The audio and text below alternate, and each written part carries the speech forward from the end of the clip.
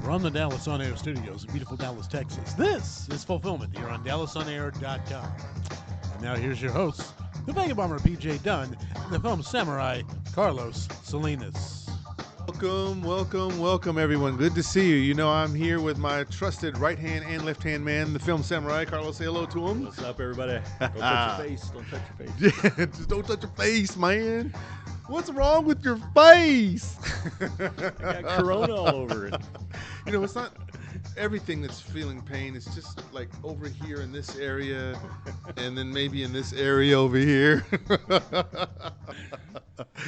Oh, man. Well, I was telling the film samurai earlier, it's like I want to get one of those cool little surgical masks, but I want beats put into it. You know, that way I can have it right there. And that way I can be cool while I have my coronavirus. I want one with those little teeth on it, you know, where it looks like I got fangs coming out, like the football players have with their mouthpiece, you know.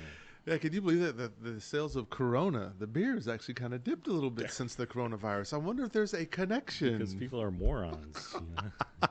I won't drink Corona. I'm going to get Corona from it. Well, welcome, everybody, to this episode. As you can tell, we're already ready to have some fun. Yes. So we hope that you're ready to have some fun. So not only am I joined by the film samurai, but the big voice behind the camera is also Kazak, and he's here with us today as well. Greetings and salutations, campers. Welcome to DallasOnAir.com. There it is. So if you've never watched this show before and you're just figuring it out because someone told you to come watch this, or maybe you've seen my annoying ads all week telling you about the show, this is Fulfillment. This is the show all about films. This is about people who love to talk about films. This is like people who like to collect film items, wear T-shirts based off of films, right? Mm-hmm. If that's what you do, then Fulfillment is all about going to see the movies, and it's all about you. So this is where we talk about films. So, to get started, as we always do, as is our custom, we're going to start off with the box office economics. This is where we tell you what is it that everybody is going to see right now. What are they spending their money on? And that's my wiki. That's that scratch. All right. So, I'm going to start with the bottom and go up. And if you look at this impressive list, the only thing that's impressive about this is the fact that Bad Boys is still in the top 5. At 4.4 million, Bad Boys is still in the top 5. Kill me. Shoot me in the head. Shoot me in the face. I don't understand it. And never underestimate the power of Michael Bay. That's it. Michael Bay knows something about film. Did he direct this? No, it's about getting asses in seats. That's it. In seats and eating popcorn and drinking sodas and all that other good stuff. I get nostalgia, but nostalgia for that? Yeah. I mean, it's like right now they're comparing it with, I guess John Wick to see, in terms of the movie violence and everything, like as to which ones that got the Fast and Furious it up, with car chases and stuff. And outrageous action, over the top. Yeah, I get it. Yeah. I was like, whatever, right? And then number 4, something I know nothing about. It's at number 4 this week is My Heroes Academia. And it's an anime feature, so I don't know as much about this one. It's a pretty entertaining anime series. Okay. It's about a bunch of kids learning to be superheroes. Oh, okay. Well, why not? In the age of superheroes, we need to learn that stuff. Yeah, it'll learn you good. It's a hugely popular anime. They air it every every Saturday on Adult Swim. Ooh, okay. So. See, you need to have people who know things. I have friends who know things. There we go, right? And that's at number 4. I know a guy who knows a guy. That's like 5.9 million is what that's brought in so far. So for the first week, man, I don't know so much about that. And at number 3, Harrison Ford, get off my lawn with Call of the Wild, 13.4 million. This is pulled in so far. So we are spending some money on Harrison Ford still. At number 2, got bumped. I'm glad. Sonic the Hedgehog is at 16.3 million. It got bumped by the number 1 film everybody is seeing right now, and that is The Invisible Man, coming in at $28.2 million. Perfect. Nice. So what do you guys think of these box office numbers? March, man. It's a weird month for movies. Yeah. It is a really weird dumping ground for the movies that basically they don't want to really get it for Oscar nominations. They don't want to And like I said, they're kind of up against, like I said, halfway through the mid TV series, through the TV season. So it's really just kind of places where when they don't know what to do with the film, but they just want to get money out of it. This is kind of where they put it, because this is the dead zone before we go into summer. And every once in a while, you get a surprise hit out of that, as we'll talk about later. As we will talk about today, absolutely. So that's right now currently what everyone is spending their money on. So while we're talking about the theaters, how about the coming soon? So now we'll look at what's coming soon, or if you don't like what's already out, what else you got? So coming soon, we have The Way Back, Spencer Confidential, and Escape from Pretoria. I'm going to take a look at this, and as I usually try to do, is I like to look at the synopsis to tell you a little bit about it and try to read it in some sort of an interesting voice and see. And I know you've seen this already, so we're going to save that for Just Seen It, which is coming back, that segment. Okay. So here's The Way Back. So what you need to know, it's 108 minutes. It's considered a drama / sports film. I think Hoosiers did it better, but we'll figure it out. This is Jack Cunningham was a high school basketball phenom who walked away from the game, forfeiting his future. Years later, though, when he reluctantly accepts a coaching job at his alma mater, he may get one more shot at redemption. Redemption. That's what sports movies are all about. Man. Redemption. You got to get it. You got to have it. So let me guess. The trope is there's this team that sucks. There's a coach who's a has-been who sucks and has some sort of problem in terms of his personal life, in terms of maybe alcoholism or drugs, and then it's the Bad News Bears. I mean, then it's finding his way back, which is a redemption story, which we love redemption stories apparently. So we get this. Carlos, initial thoughts, and then Kazak. Initial thoughts. Let me save it for the review. Okay, you'll save it for the review. What are your initial thoughts, Kazak, on The Way Back? It's the South Park episode. Ben Affleck, deeper derper derper, basketball coach, deeper derper derper, redeems himself, deeper derper derper, alcohol, blah, deeper derper derper, needs this movie to make his alimony payments. No! Oh, man, you guys are brutal. It's like, where's your new coach at? I don't know. He's in the way back over there. I don't know where. Does he have a DeLorean? Now, to be serious now, this film is directed by Gavin O'Connor. Didn't he do The Accountant and The Warrior? Okay. Is this Warrior, I think. Terry Egerton and Tom Hardy, where they play MMA fighters. I remember that one. Two brothers had to fight each other. Nick Nolte was their dad. Yeah, Nick Nolte. Alcoholic, the rough voice. You boys need to learn how to. You boys need to play fair. Don't play at all. So this is going to star Ben Affleck, who evidently does a great. I'm already hearing great buzz about his performance in the film. There's also, let's see if I can pronounce this right, Janina Gavankar and Michaela Watkins and Haynes MacArthur. A lot of no-name actors in it, but yeah, clearly, I think they spent all their acting budget on Ben Affleck, and then just whatever was left over, they got all the other actors. Ben Affleck's alcohol, Ben Affleck's hookers and blow. So this is what happens when Batman decides to become a coach after an alcoholic binge one night. But no, I think what this film is, what you see in films like this is you can't get away from the natural trope of in sports where there was a really crappy team that eventually gets a coach, and the coach has to prove himself, and maybe he's not that great. And, that's not necessarily a bad trope. What I wonder about in films like this is, do you also put the focus on the characters as well in terms of the team? Because this sounds like it may be character-driven just around Ben Affleck, which is not a problem. But in the overall watch of the film, if you're not able to give us something on these kids as well, if they're just like names, numbers that just show up and they're on the team just to hear his motivational speeches, that wouldn't be good. But I don't know. I haven't seen it yet, but we will consider more about that as we're coming up. Also coming up is, I don't know if you guys had heard about this. It's Spencer Confidential. It's a Netflix original. All you had to tell me was Mark Wahlberg stars in it, and I'm out. There you go. So it's a Netflix movie. I've seen it. When I turn on Netflix, bam, there it is right there. Like, and I've already heard terrible things about it. And I figured, it's going to be. It's like Two Guns, isn't it? Lame, I think it's. I heard it's based. Remember that old Spencer for Hire TV show with Yeah, Robert Robert Ulrich? Is that Yeah. it's the same kind of character? I think. Oh, I think it is because the guy's nickname here is Hawk, isn't it? And that was gosh, I forget his name.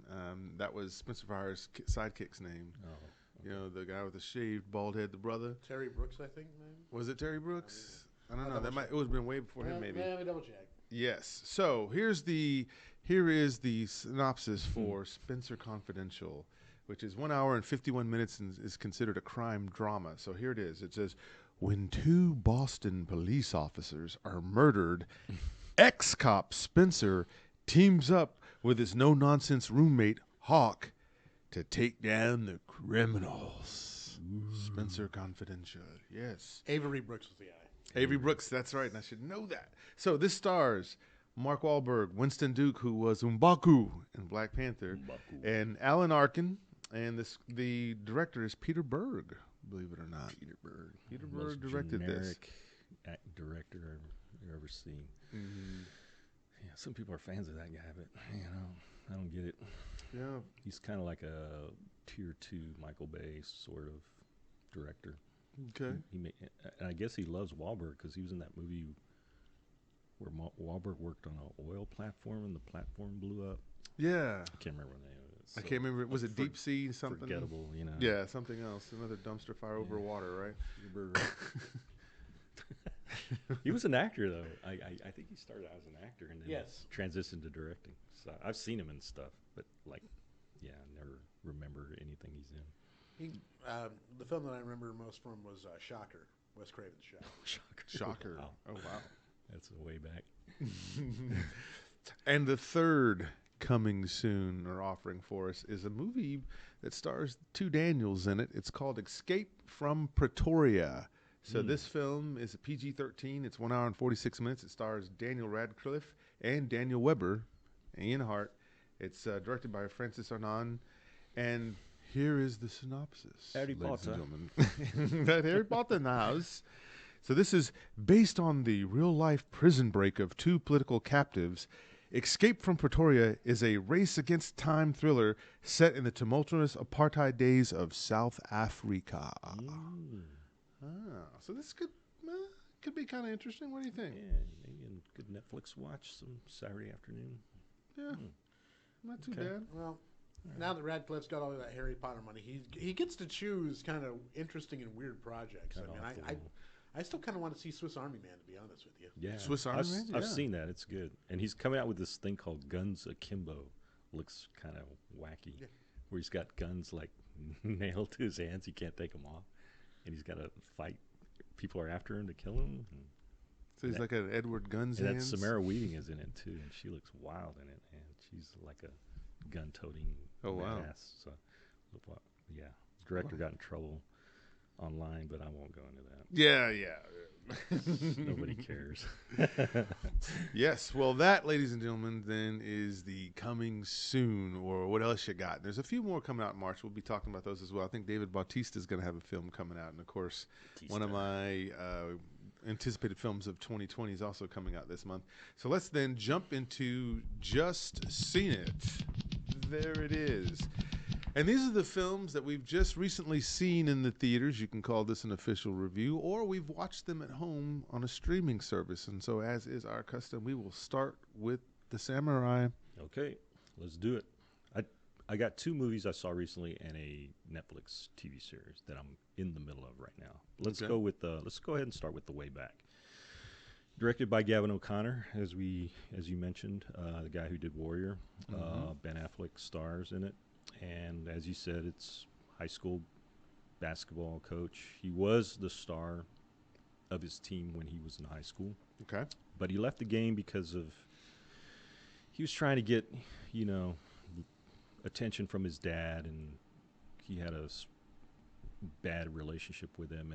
And once he knew that he could get attention from his dad by being good at something, basketball, it was there. But then once he got offered scholarships and stuff, he kind of walked away from it. So, yeah, he ends up construction worker in this small town, and out of the blue, he gets a call from his alma mater, the principal, which is a Catholic school, because You know, you see guys with the collars and stuff.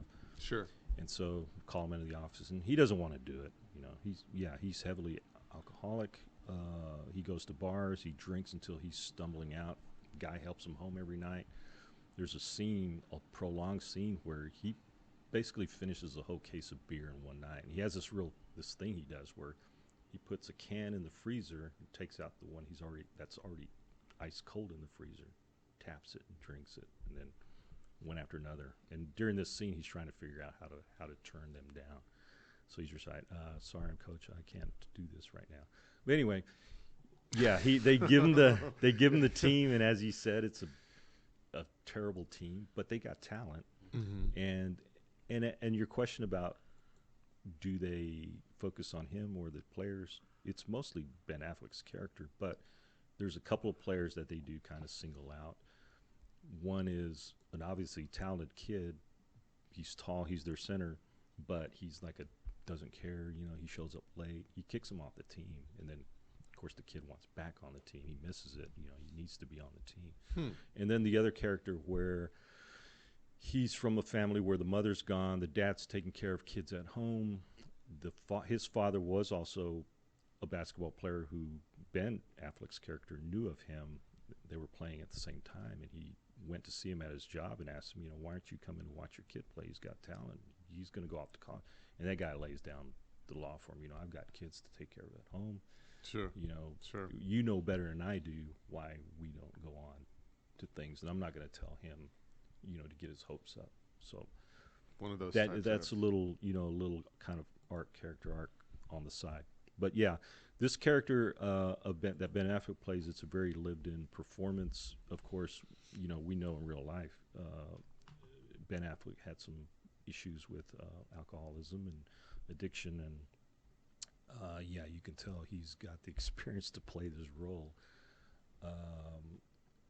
I think all in all, I'm glad it was a very short film because this they probably could have dragged this movie out for 2 hours, but it was pretty streamlined, and it moves along very quickly.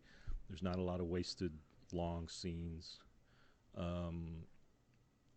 All in all, though, I was impressed with it, and I got choked up. You know, towards the end, there was some really What you got choked up? Yeah, I know.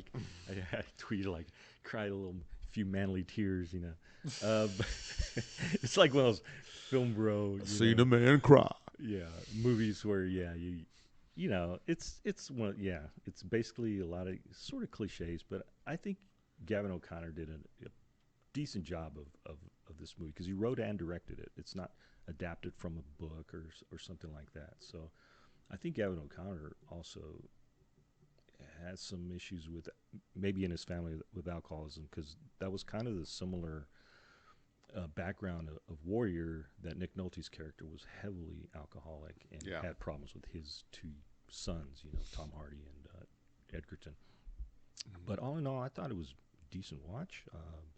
I'd watch it again. Just, you know, Ben Affleck, I thought he was just really good. I think is one of his better performances as far as what he did in the film. Okay. And he was great. The best scenes for me were him coaching the kids and also on the sidelines during the games where he was getting them fired up and then the scene where they're playing to win. That's, you know, it's always an exciting part of the sports, any sports film. Yeah, you're on the edge. Just, make that final shot. So yeah, I dug it, man. I thought it was really good. The next one was The Invisible Man. I was in Austin last weekend to see my kids, and we decided to go see it. Very good. Horror movie. You would think it would be the point of view of the Invisible Man, but it's not. It's the wife. She, played by Elizabeth Moss, she's an abused wife who escapes, and it's kind of like that movie with Jennifer Lopez where she escapes her abusive husband. But they don't show any of the abuse, actually. It's just like the aftermath and her taking off. And then she's almost got like PTSD from that experience of living with him, the mental and physical abuse. She's staying with a friend. he's a cop. He's this big dude. It played by MC Ren from Straight Outta Compton. Yeah, Aldous Hodge. Yes. Mm-hmm. So he's this big, muscular cop, you know. And he's got a daughter, and so she's staying with them, and she's got a sister. Mm-hmm. So after she leaves him, the guy commits suicide, her husband, because he can't live without her. You know, he's this real obsessive, you know. And she questioned, like, why would he pick me? Because, you know, he could have anybody. He's super rich. You know, he's got this. He's technology. That's his thing. And she didn't know exactly what his work was, but she discovers it later. So there's a lot of shocking scenes, and the effects are very well done. You know, the Invisible Man, he's invisible, so you see him grabbing her, and she's fighting with him, and he's, you know, there all this action, but you don't see him, but you see just like the effects of it, Sure. of him not being there. Yeah. I don't know how they did it, but there was some really interesting, really well done scenes in that movie. So it's better to go in not knowing anything. There's a lot of twists and turns and surprises, and yeah, there's some really shocking scenes in it. So Are there any nods to the Universal's? No, Invisible not Man? really, because you don't see even like Hollow Man. Okay, you saw, remember that Kevin Bacon movie? He goes out, he puts his rubber mask on, so he has to put sunglasses on and a hat. This, there's none of that. There's no, you know, wrapping of the face where the guy's walking around to appear like, you know, he's not invisible. So it's very cleverly done in that way. So it's like a totally different take on the Nice. Invisible Man. Nice. So yeah, I think it was very worth a watch, and probably great, like a Friday night crowd with a, you know, it's one of those movies you probably better see with a good crowd. Okay. To get the reactions of the audience. It's really good. The third thing I think is, it's not a film, but it's a Netflix series I'm watching called Babylon Berlin. It is now in its third season. Okay. This is a German production. This is kind of like, takes place during the 1920s. They call it the Weimar Republic, the era of Berlin before the 1933 Adolf Hitler, Sure. you know, World War II and all that. So it's that era leading up to that. So there's a lot of conspiracy. There's a lot of political going on. The economy, the arts and culture is growing. There's a lot of intellectuals living there in Berlin. So this detective, he's a police commissioner. He comes from this small town, Germany, Cologne, and comes to Berlin. And this guy was a war hero, World War I hero. So he's got kind of PTSD a little bit. He has to take these little vials to keep himself from, you know, he's got the shakes.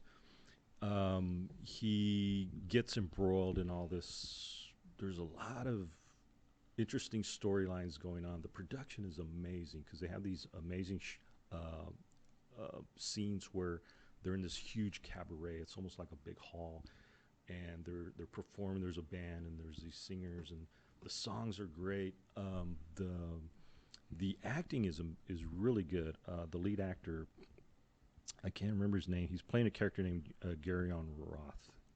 It's spelled R-A-T-H, Roth, but I think it's pronounced Roth. And then he meets a girl. Her name is Charlotte Ritter.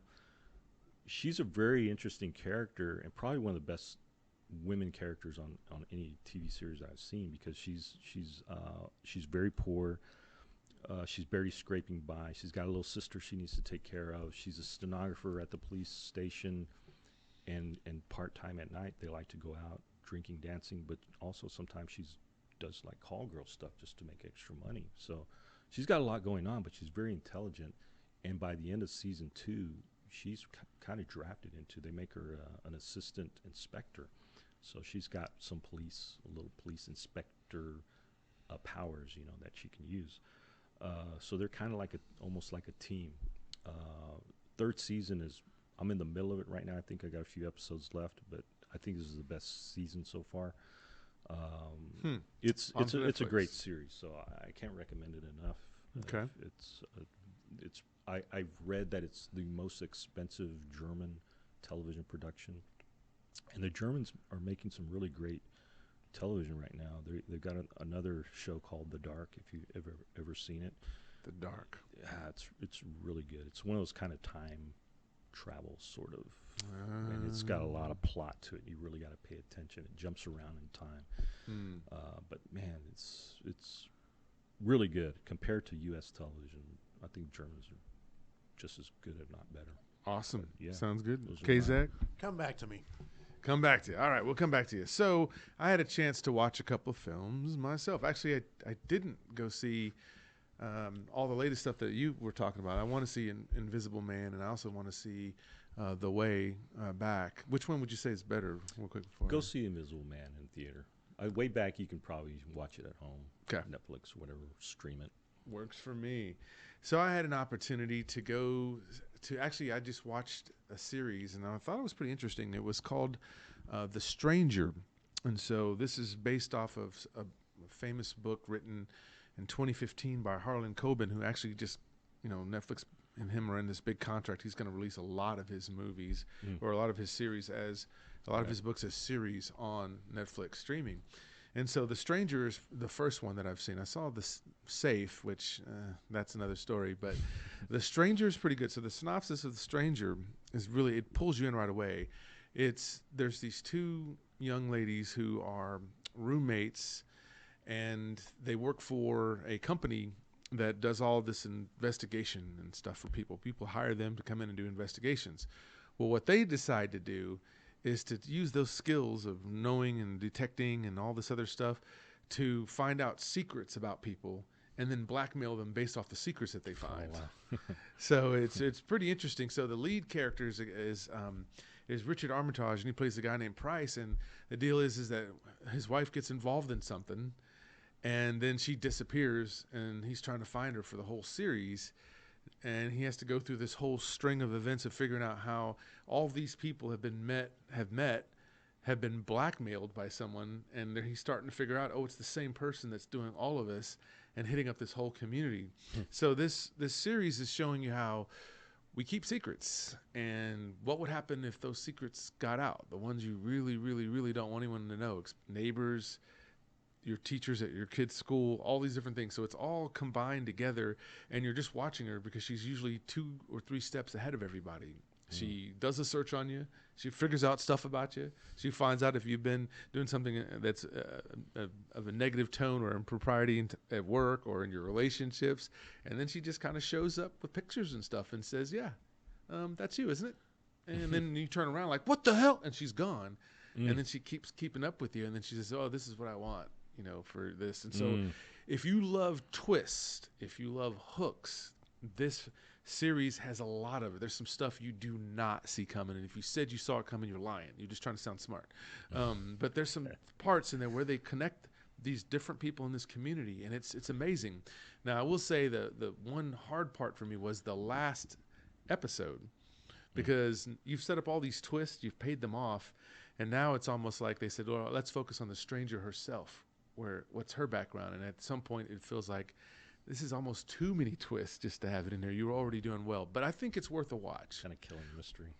Yeah, so I think watch The Stranger. I think there's a part 2 that's going to be coming, but you'll see how she works, and she's actually pretty good. And originally they were Harlan Coben. I watched one of his interviews, and he said that it was going to be. He had a man that was originally the stranger. That's what it was in the book. But this particular actress, Hannah John Kamen, she came in and she just stole everybody's imagination about how a villain could look as an attractive lady, because she's super attractive, but what she does is pretty ruthless in how she does it. So I think that's a great one. So The Stranger, get a chance to check it out, see what you think, and then let us know. Tell us in the comment section if you've watched it, and then we'll definitely talk about that. And this other thing I got invited to was a Tommy Boy movie party at the Alamo Draft House. And look at this cool shirt I picked up from the Alamo Draft House, right? Nice. Right. I love it. So we might need to do a new segment, Carlos, called Rewatch, where we rewatch classic films, not just necessarily things that come out. And so if that's the case, Tommy Boy. So here it is. I get to sit down, watch it in the theater. They have all the little different props, like the M&Ms that go into his, his heater in the car, and then the snap, crackle pops for whenever Homeboy gets his marbles smashed. They had these props there for it. It was excellent. And so again, watching this movie again for the first time in 20 years? Oh my God! Right? Yeah. I can say that Chris Farley still does stand up mostly, and rest in peace, Chris Farley. But I noticed this time around watching it how much funnier the timing of David Spade. Spade's great. His sarcasm, the timing on his sarcasm is perfect. Yeah. And of course, I think because Farley being the innocent goof and him being the sarcastic jaded man, together they were just perfect. But this time around watching it, I didn't watch Farley as much as I thought I would. I love Spade. I was checking out Spade big time, and so all the classics, in this film. It's funny how some stand-up comics transition so well to film. Mm-hmm. Rob Schneider, his films are real ridiculous, but he's good. He's watchable. He's funny, and the timing. They do have to have timing, and I think stand-up comedy helps them. Gives them like an advantage. I think it does. And then you talk about one of the most quotable comedies. This is it. I mean, everybody knows about Fat Guy in a Little Coat. I mean, everybody, what did you do, Richard? I mean, can you think of a comedy that's come out in the last 10 years that's as quotable as Tommy Boy? Mm. It's kind of hard to think of one. I mean, I'm trying to think hard of a comedy. All I can think of is, I don't know, were the 21 Jump Street's funny, or the Kevin Hart type vehicles? Yeah, I guess, or comedies. I mean, when you think of just a straight unadulterated comedy, I guess maybe The Spy with Melissa McCarthy in it, but none of those are as quotable. No, you don't remember any. Yeah, maybe certain scenes, but nothing really stands out as far as dialogue. Just classic hits. I get it. Yeah, you got Bo Derek and Rob Lowe in this movie, and it was cool because Rob Lowe was never mentioned like in the credits. So when he shows up, you're like kind of pleasantly surprised when you watch Tommy Boy for the first time. But it's still funny, it's still worth a good watch. You can still laugh at Farley, and then of course David Spade's sarcasm. Who can get enough of just straight up sarcasm? I don't know. So what about you, K-Zach? You have something? Well, guys, I got to tell you, I haven't been watching Jack. I honestly, and for reasons, I watched Stephen King's It. Yeah. Chapter 1, Chapter 2 in the TV movie, and they're all as ridiculous as we've already gone over those, so we don't need to do that. Gotcha. So what I'm going to use today for is a plug. Sorry. I got for what? Well, myself and Cole Houston from the Rantcore Pit and Isle of Toys, we've been working hard on helping with a lot of other folks put together stuff for a convention called AllCon. AllCon is happening here in the DFW area in Addison. Basically, it is a 4-day convention of just every kind of fandom imaginable. If you like films, if you like TV, if you like anime, if you like Rocky Horror, if you like just terrible films, if you like tea dueling. It's one of those conventions where it is something for everyone, every age. It takes place next week. Starts Thursday the 12th, goes through Sunday the 15th. Thursday is free, and of course, Cole and I are part of what's known as the Games and Theory track. Where basically we're helping to put together game shows for this convention. So if you want to come win prizes from some of your favorite hosts, we'll be there. And of course, we're going to have like 12 different production companies putting on 45 different game shows throughout this whole weekend.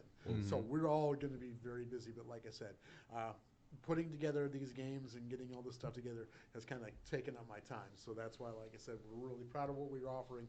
And of course, this convention in Addison is just a lot of fun. So if you've got nothing to do this weekend here in DFW, come out, check out AllCon. You can find them on allcon.net. And of course, Thursday is a free day. And of course, we've got stuff happening all weekend, all day. It really just is kind of a four-day party masquerading as a convention, to be honest with you. But like I said, sure.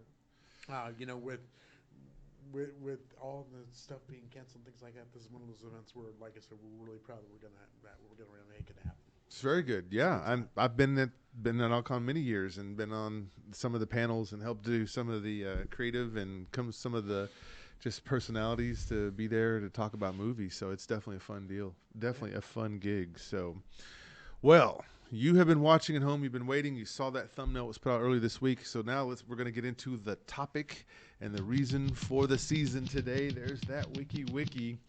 So as we kind of teased last week, I was talking to the Samurai and I said, you know what? I wonder what the most successful movies were that were released in March, or at least the most memorable or our favorite ones. And so that's what we've done, ladies and gentlemen. We've looked at the last several decades to figure out which were the best releases in terms of our mindsets that came out in the month of March. So welcome to Movie March Madness. And we're going to kick off with the Samurai. All right, let's do it. 3, 2, 1. I'm gonna go. All right. So my number 3. These are not necessarily my. I don't know if they're the greatest or whatever, but these are my favorites, I guess, for March releases. Gotcha. So number 3, I did Watchmen, the 2009 March release, directed by Zack Snyder, of course. Mm-hmm. This is the adaptation of the Alan Moore and Dave Gibbons comic series, which eventually became the graphic novel, which sold millions. Probably one of the more successful graphic novel sales of all time. It's the cast is so good, especially Rorschach, Jackie or Haley's Rorschach. If you've read the comic, the comic is very dark. It's a deconstruction of current, the kind of the DC heroes, like Rorschach would almost be like Batman, maybe, I guess, and Silk Spectre, maybe Wonder Woman, but they're all original characters created by Alan Moore. The adaptation itself is probably one of my favorites because basically Zack Snyder took the graphic novel, used it as the storyboards, and some are just lifted scene per scene. Stylistically, it's different from the usual comic book superhero comic book films. I guess it was the opening scene where comedian is thrown through that window, that fight scene. Yeah. But the characters themselves, Ozymandias, probably one of the greatest villains in a comic book film. My favorite character in the movie is Night Owl, played by Patrick Wilson. He's just kind of like a regular dude, Yeah. In the comic, he's very overweight. In the film, not so much. He's more, Patrick Wilson. Right. So it's just scene after scene of just visually stunning. The storytelling, how you can use so many characters and keep an interesting story going along. There's a version of the film with the director's cut. It's even better, I think. But yeah, when you first saw the trailer for this film, you knew it was going to be something. Yeah, you knew it was going to be epic for sure. So yeah, Watchmen, I think March release. Wow. Yeah. The thing that I love about the film, and I really do actually love this film, and because I think it's really kind of Zack Snyder, the height of his powers, but also like when you saw it for the first time, it was a comic book movie that was not made for kids. Right. Nothing in this film was about selling toys. Truly. It was not about That's merchandise. A great it was point. about telling a really good and dark story. And like I said, if you approach it, not going from a fan of the comic book, because the comic book fans hate it. Yeah. But if you come in as a fan of comic book films, it's really well done. Yeah. No, I think it was great. It was 2009, right? Yeah. Was the release? My second was a 1999 release, The Matrix. The Matrix was a March movie. Directed by the Wachowskis. Yeah, I always think of this as a summer film, but it's not. Going back and looking at some of these films that were released in March, it's like shocked. So yeah, The Matrix was a big surprise for everybody because when you saw this film, this was really a film where you're like, whoa, you're like blown away in the back of the theater. The sound design in the film, the visuals were stunning. Keanu Reeves as Neo, this Keanu is not one of the greatest actors, but he was perfect for this role because he was just a everyman, Yeah, every day. And then you're introduced to Carrie Moss as Trinity and Lawrence Fishburne as Morpheus, and then the villain, wow, the Mr. Smith, Hugo Weaving. Yeah, Hugo Weaving. Yes. And that voice of his, that deep, Mr. baritone. Smith. Mr. Yeah. Or was it So, Anderson? They're, yeah, the music. You remember these iconic scenes. They're walking into that building, with their bags of guns and all blasting and all black and trench coats and the slow motion and the bullet time and leaning back. So there's just so much going on with this movie, and of course they ruined it by making sequels to it. I think they should have just ended it with the first one. The sequels were fine. Yeah. No, they weren't. Two was okay. Three No, it was wasn't. there was certain scenes in 3 that I really it's like that one where the machines are finally coming down and the guys blasting away. So there's certain like that. I was asleep during highway most of it. chase too. So. Yeah. Yeah, you might look at me cross-eyed, but you know how you said it? If you hear Mark Wahlberg and you're out, I hear Keanu Reeves and I'm out. Okay. I really am. Everything is great about the film except for him. You're not into John Wick either. No. No, Okay. I can imagine. Well, it's interesting that you say that because when The Matrix came out in 1999, the other film that was big in 1999 was the Star Wars Episode 1, and both of these movies were showing you how CGI had now taken the forefront, and this was the first beginning of it. Those two movies showcased how CGI would just take over the movie industry as we know it today. So it was that one, and then, of course, Episode 1, that's Jar Jar Binks. Damn. Continue. Misa's so horny. Okay, my number one for March releases is one of the all-time classics, The Godfather, 1972. I saw this when I was 11 years old. My mom took me to the old Medallion Theater in Dallas, and what an experience, because I'd never seen a movie like this. Can you imagine, a movie about a crime family, the mafia, but it was so well done, and you believed there was really a family like this, and there probably were families like this. Don Vito Corleone was from Sicily, came to the United States, original immigrant, who came over and started an olive oil business, and then from there, grew into this kind of small empire, and then the other families in New York City. The cast was full of Oscar winners. Marlon Brando, of course, as Don Vito. Gave one of his epic performances. Al Pacino. One of his earlier performances, he was so young, but man, he had a command of the screen back then. He was just amazing. James Caan, Sonny, this brute, who Don Vito didn't look at him as taking over the family. He was looking more at Michael, but he wanted Michael to become a lawyer, And, of course, Diane Keaton as Kay, Michael's wife, and Duval as the kind of adopted son. Tom Hagen, who was the consigliere, of the family. So it opens with this grand wedding, that goes on, but it gives you a sense of reality, of this family, and Don in his office giving his blessings on things and meeting with these men, and then the finale of Michael taking over and just wiping out all the other family leaders, and getting his power in one place. And in between, there's just one iconic scene after another.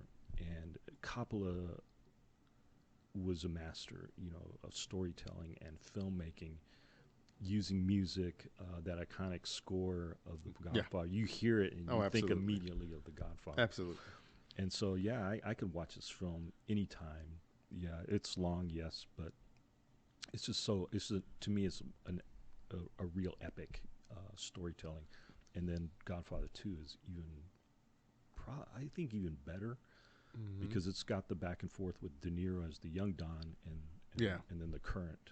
It was The Empire Strikes Back of that series. Yes. So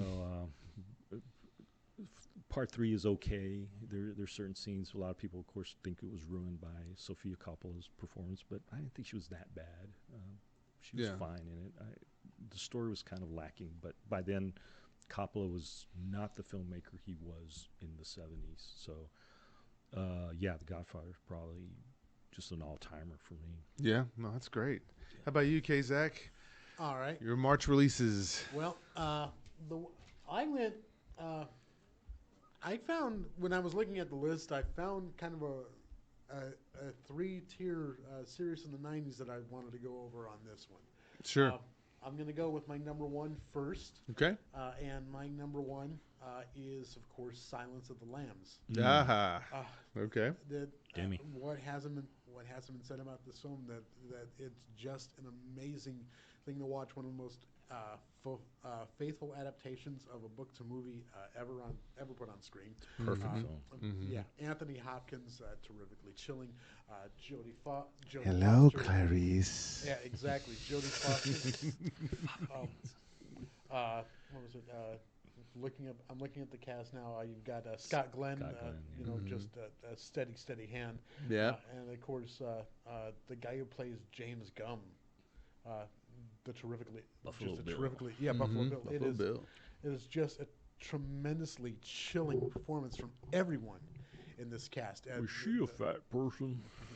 Were you a size 14? Just everything about this film is picture perfect.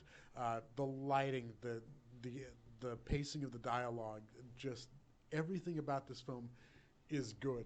I remember being, I think 13, 14 years old, and I'm watching this, the whole audience is terrified watching this film. Yes. But when I see that, because I've read the book and I know what's coming, when I see the elevator coming up, and I mean we're past spoilers at this point.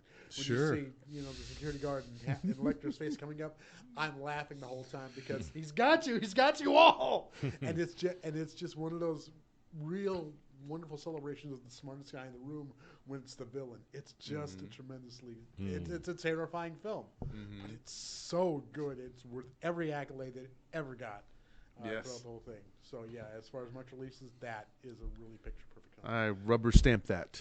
Bam. The second film that I picked, that was 91, 92, Wayne's World. Wayne's World. Yeah. Again, you've got this one it's just one of those films that I love going back to. For me, it's perfectly timeless. Why not? Tommy Boy, right? Exactly. The soundtrack is stellar. You've got Penelope Spheris really putting together a wonderfully constructed 90s comedy. Yeah. You've got Mike Myers and Dana Carvey at the height of their powers, releasing just what's a fun film. Surprise cameos from like Robert Patrick. You've got Tia Carrere, who's absolutely gorgeous in the film. Everything about the film reeks 90s, but everything about it is fun. It is one of those films that you can go back to again and again and just dig it and enjoy it, especially if you dug the sketch from SNL. That's it. So, number 3, I got to make a case for. Okay. And Let's hear it. I think Carlos is going to look at me a little cross-eyed when I say this one. But No, I already saw 1993, it. This is a great film. 1993's Falling Down. Michael Douglas, right? Michael Douglas. Yeah. This is Plays well even today, I bet. Well, no, I don't think it carries well over at all, and I think No? it's important that it doesn't carry over because, like I said, it's not that I think it's a great film. I think it's a really well crafted film. I think it's Joel Schumacher getting every pace, every angle, close-ups, sound effects. Everything about it just really kind of works on screen. I don't think it translates well today because, again, it is really...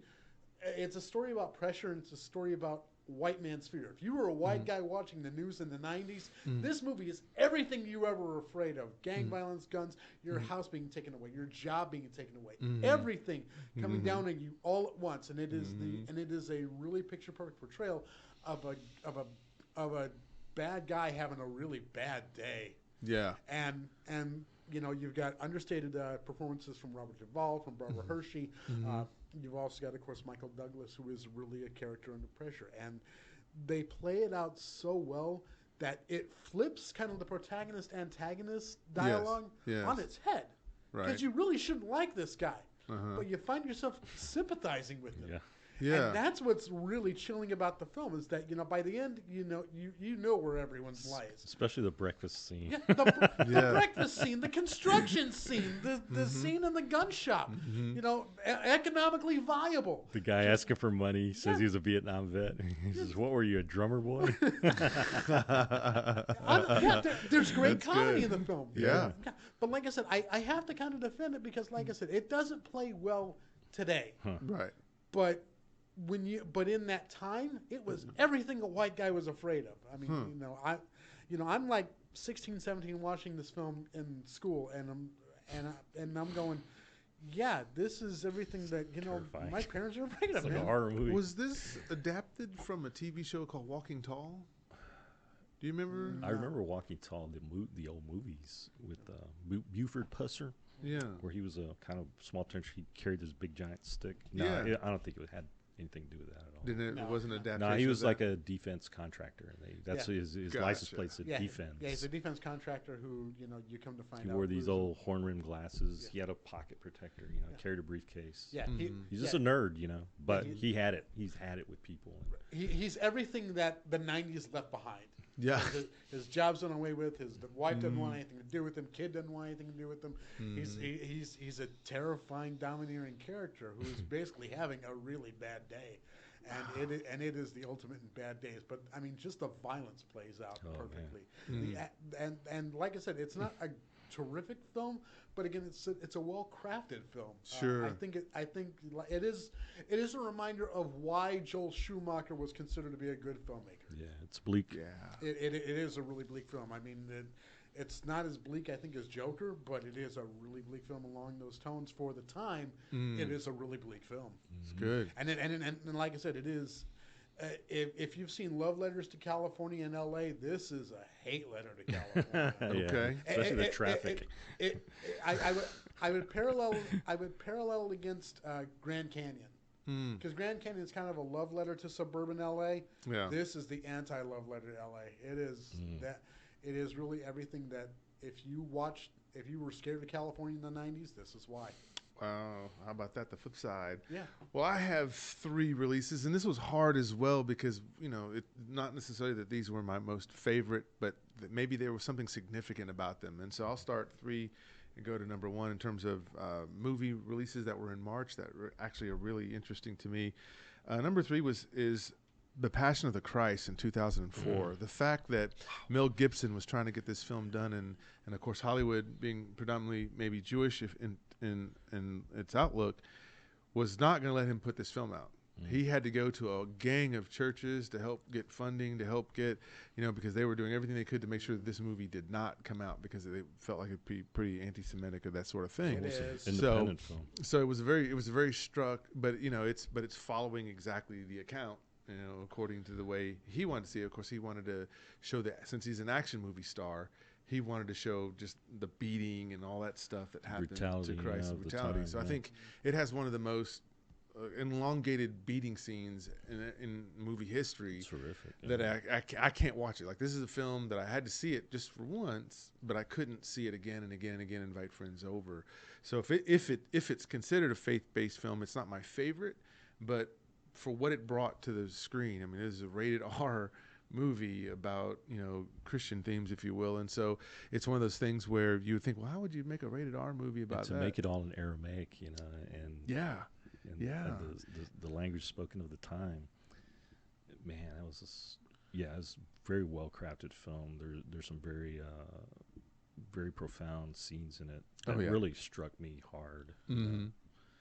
Mm-hmm. Yeah, I remember seeing it in theater, and I've seen it. I watched it once at home since then, just to watch it again. Yeah. Not as powerful on the small screen as it was on the big screen, but it's Jim Caviezel was incredible in that film. Yeah, he was, and his initials JC, like Jesus Christ. He was perfect to play Jesus Christ, I guess, in that case. Yeah, Put him through the ringer in that this film. is one of the films that absolutely turned me off Mel Gibson. 100%. Yeah. I thought Apocalypto would have done that, but I guess. There's a lot that I really just hate about the making of this film, and I won't go into it today. Yeah. Well, we'll have a conversation on that one day, because I'd love to hear that.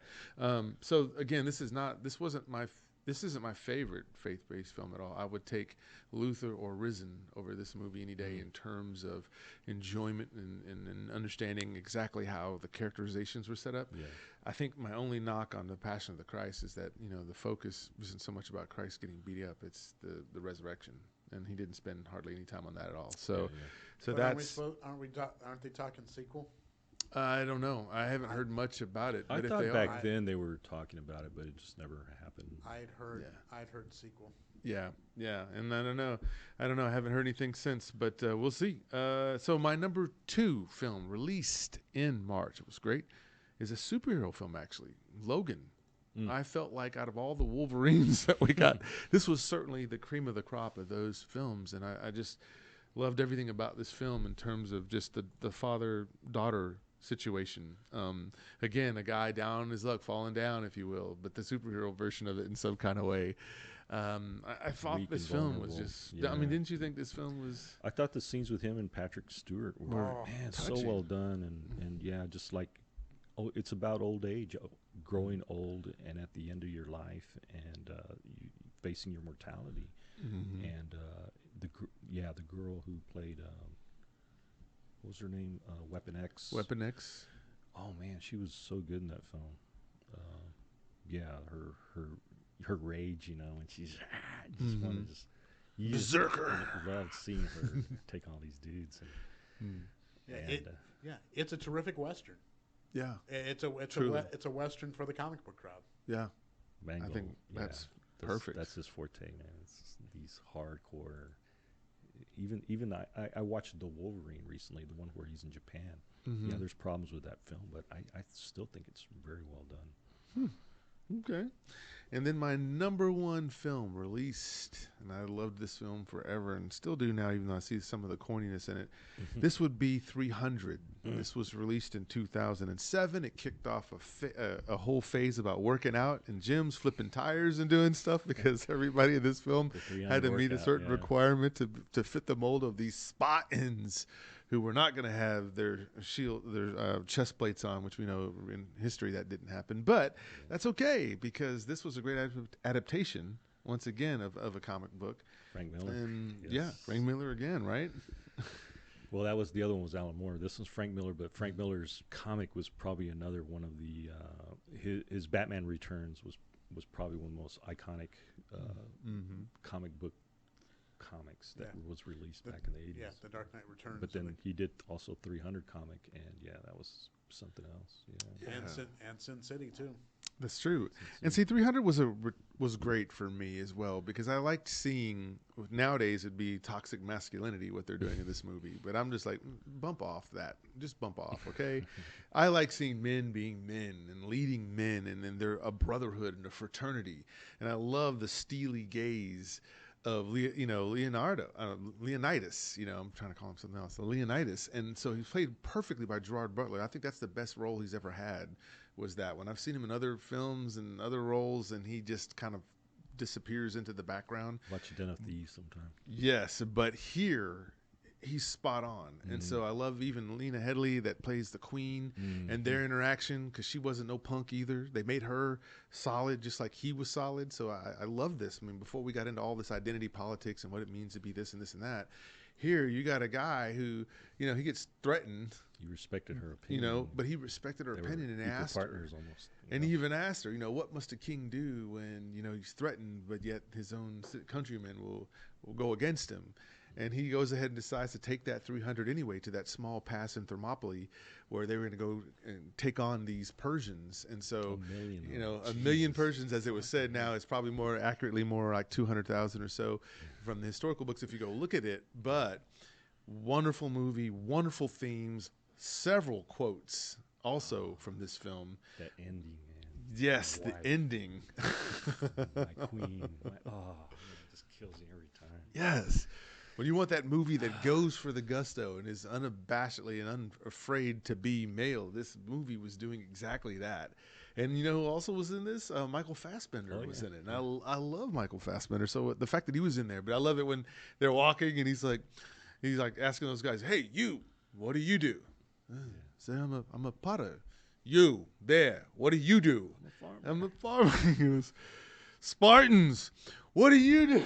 I was like, Yeah. I was like, as you can see, we brought more warriors. Than I was like, yes, that's what I'm talking about. You know, so whenever you see these football players and all these basketball players, when you see them dunk and that's what that is. They're channeling that 300 because of how it feels to go in and you just manage that situation. You own that situation. And or even if you lose in a situation, he still wins. I like how he told Ephialtes, he was just like, I hope you live long. Because he was the one that traded him, right? And spoiler alert, he was the one that sold him out. They tell them, we'll put their name to the test. I love that. I forget the actor who played Xerxes, but he was pretty good as well. And how they made him look like a giant, you know, when in actuality, the real actor, he's a normal size. Was it Rodrigo Sandrigo or something like that? Spanish actor. Yes, it was a Spanish actor, and he did a great job. So, that voice. and I love that scene at the end still too, where the camera phases up and you see all the dead Spartans laying there, and Leonidas is just kind of laid out with them. It wasn't like sending the guys in; he was in there right there with them, and took every blow that they took and every thrust. He was right. When I watched that, in fact, that's a film I can watch over and over and over again. Now, unfortunately, they did a sequel to this that also came out in March, and it also dominated the box office, but it was trash. I didn't like it at all. It was trying to capture what 300 did, but also try to add the females in it, and it was like, I don't think Eva that Green would work didn't do back it for you. then. No, Eva Green's great to look at. I like that ship battle though. I think they did a pretty decent job in that battle when it was only like a few of the Spartan ships, and it was a massive armada of ships from the other side, and yeah, they took them on. They had to figure out, you know, a way to do it, and yeah, and I think there were some scenes. It was no 300. Yeah, there were some scenes in it, but I think the main thing and like we see today, like we see so much confusion with what it even means to be a man. You know, you have the fatherless figure of kids growing up. You know, the average child doesn't know their own father, that sort of thing. That's a big problem. And so for me, I love seeing a movie where dudes do stand up and they do show you something that it's worth following, that's worth mentoring you, it's worth all these things as to what it means, right? Because women can't teach you how to be a man. Sorry, they can't. They don't get that. And I can't teach any woman how to be a woman. If I'm a dad that has a daughter, I can't teach her how to be a woman. That's something she's got to learn, you know, from the women who obviously the people who know it best. So loved that film. Thought it was great. Loved the craze it kicked off in terms of people wanting to work out now and get in better shape, you know. But I would say that was certainly a movie. Matter of fact, I might go watch it later on today. I'm getting all pumped up about it here. So, well, this is excellent. March, I asked the guys to do something tough, which is, you know, just to take a month. And, you know, you guys probably had tons of favorite movies, but you had to go back and research to find out, well, which one of these was released in March, because that's the whole thing here. And then hopefully what we'll see at the end of the year as we look at the different best movies of a certain month, maybe we might see a pattern or something like that from taking a look at it. But that's it. So let's jump into those shout-outs. Who do you want to shout out to, Carlos? Shout out to my son and daughter I saw last week. It was great seeing them again. My cousins out in California, Still and Joel. Buddies on Film Twitter. Mad Mel, one of our best fans. Some great commentary in the comment section. Yes. For the videos. Absolutely. Always a treat to read her stuff. Wish she could come on sometime. Yeah, we might have to try to work that out and have her call into the show. Yeah, that'd be great. We'd love to see you, Mad Mel. That'd be awesome. Okay, Zach? All right. Again, I just want to give shout-outs to the guys on the Rancor Pit, Cole Houston and Eddie Medina. I do want to go ahead and, like I said, shout out everyone here on DallasOnAir.com. Jansen and Kat who are out on vacation. They'll be back soon. And, of course, like I said, check out all the lineups of all the shows here on DallasOnAir.com. Best for Business, Say Something, a whole bunch of stuff that's really cool on the station. If you're not just checking this out, check out, you know, everyone else, including the Rancor Pit, Isle of Toys, Figments, the Unexplained Mysteries podcast. And like I said, if you are a fan of the Vortex of Doom, which is my show, which is on hiatus right now, but if you are a fan of Vortex of Doom, or if you're a fan of the Rancor Pit, like I said, do come check out AllCon this at the end of this week. Again, that's the Crown Plaza Hotel in Addison. Again, a really fun 4-day convention. All right. So my shout-outs, again, want to give a shout-out to Lauren Wiedauer, a good friend of mine, big nostalgia guy. I used to race BMX with him. And he's been watching, so that's great. He's telling a lot of people about the show. Tristan Frazier, good friend of mine as well. Good to see you, Tristan. Harry Thomas, who's also a reviewer of movies, not in the United States, and so we talk a little bit here and there about different films.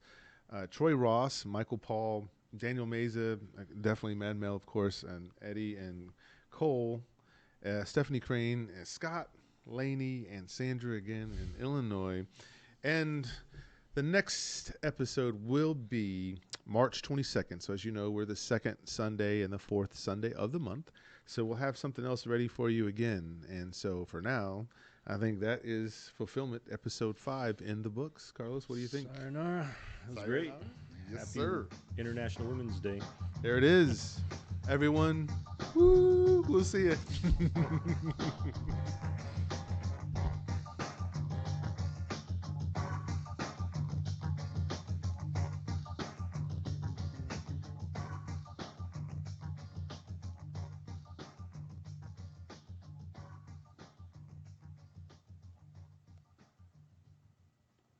This is DallasOnAir.com.